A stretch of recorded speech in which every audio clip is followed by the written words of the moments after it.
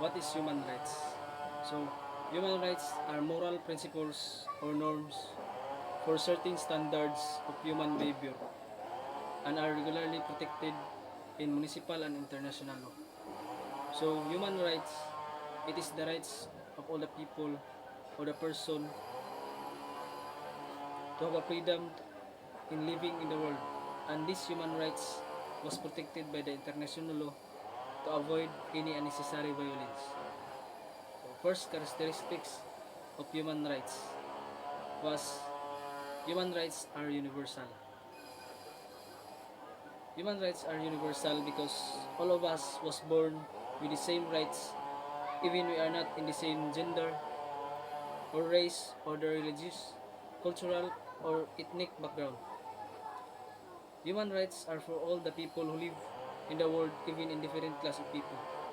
So human rights are universal because even we are not in the same gender, race or religious or cultural ethnic background, we have the rights even in the other country we have the rights to have to socialize in different class of people. So we understand human rights are universal. So next was human rights are inherent. So human rights are not granted by any person or authority because all humans living in this world has and belong to the rights of the people and not bought or earned. So human rights are inherent because it cannot be granted by any person or authority as it is inherent by the rights of the people and it cannot be bought or earned. Human rights are fundamental because it will be the core by the people to have the rights to protect their dignity as human. So it is the right of the people to protect the dignity as a human living in the world. Human rights imprescriptible because human rights will still belongs to the people even by a long passage of time as it is not prescribed and cannot be lost against him. So human rights imprescriptible is walay lapse of time. Human rights are inalienable, dili mailog, because during the existence of human rights cannot be rightful taken away from any first individual nor cannot be given away for forfeited against him. The liberty will be restricted if he committed in crime by court of law. So, dili mailog ang rights sa usa ka tawo. And mawala lang ni ma-restrict lang ang human rights do kung makakommit siya crime by the court of law. So, human rights are indivisible, are not capable of being divided, they cannot be denied even when other rights have already been enjoyed, irrespective of their relation and with civil, cultural, economic, political, or social issues. Human rights are inherent to the dignity of every human person. So, human rights are indivisible because walay makabuot. So, you have the right to defend your dignity as a person in the community. So, human rights are essential and necessary. Human rights are also suitable conditions for the material and moral upliftment of the people. Human rights are necessary for the fulfillment of the purpose of human life. So, human rights as essential and necessary is siya mag-provide para ma-achieve ang mga gusto sa isa ka tao. So, siya mag-uplift para sa mga suitable conditions sa mga materials nga ipanghatag sa ang ika-provide sa ato. So, human rights are in connection with human dignity. All individuals are equals as human beings and by virtue of inherent dignity of each human. So, there will be no discrimination in human dignity.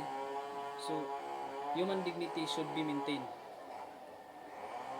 Human rights are independent and interrelated. Human rights are interdependent because the fulfillment or exercise of the other, each one contributes to the realization of a person's human dignity through the satisfaction of his or her development, physical, psychological, and spiritual needs. Reliant so reliant on one another. So dapat para ma-achieve ang fulfillment sa isa, dapat kailangan nga na kay rights to give ideas or advice para sa iya, especially sa human dignity. Human rights are irrevocable. They cannot be taken away by any power or authority because these rights these rights resonate with the social nature of man in the society. The human beings, and they belong to a person simply because he is human being. So no government has power to curtail so or take away the rights.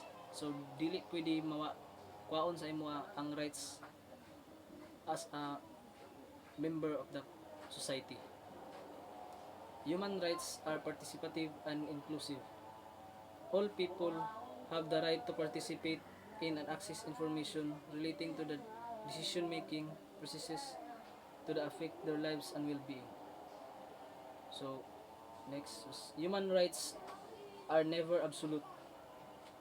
Man is a social animal and he lives in a civic society, which always put certain restrictions on the enjoyment of his rights and freedoms. Human rights as such as those limited powers or claims which are contributory to the common good and which are recognized and guaranteed by the state, though is lost to individuals. So, all human rights has freedom, not a freedom as human rights, but all these human rights has naay mga limitations because naapod tayo laws to be abide. Human rights are dynamic. Human rights go on expanding and changing with socio-eco-cultural and political developments within the state. Human rights limit state power. So human rights limit state's power or they fail to do so aggrieve. Rights holders are entitled to institute proceedings for appropriate redress before a competent court or other adjudicator in accordance with the rules procedures provided by law in form of writ petitions. So, human rights can limit state powers as we human beings have the freedom to choose what we choose on our we have the rights to choose on what we do, and it can limit state power that to avoid corruption.